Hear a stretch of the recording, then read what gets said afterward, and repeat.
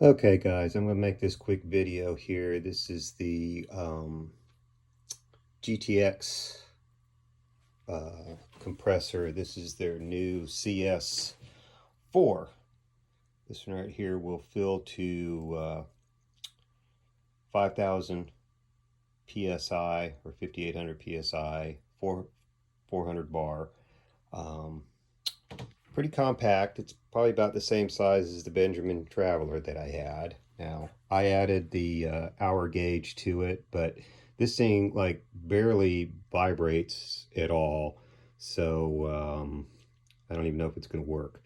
The gauge is very accurate. So far, it's matched the gauge on everything that I've tried. There's the water tank. Doesn't take a whole lot of water or antifreeze. Just use the pH neutral antifreeze in it.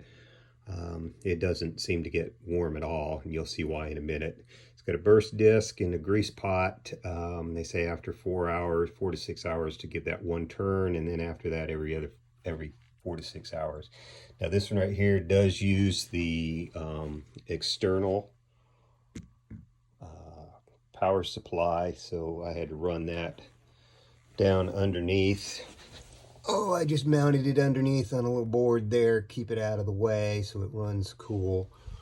But that's it. As far as noise, okay, that's the power supply firing up. This itself is not loud at all. That's the fan. And I've got the dummy plug in it, so we're gonna run it up. Now, I've added an inline filter here and then just a small little lip after that onto the end of it. So now they say to start this one and then close the bleed valve. So that's it, that's the noise.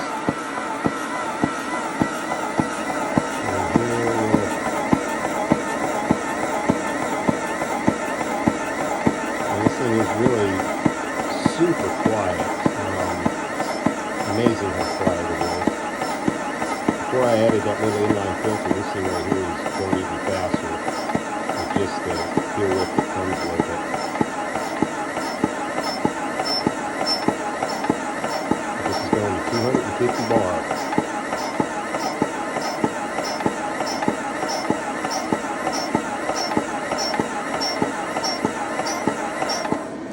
And that's it.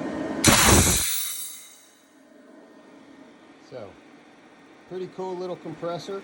I've filled a couple guns, filled my SK19 with it, filled my Notos with it. So super fast on that one. Under $500.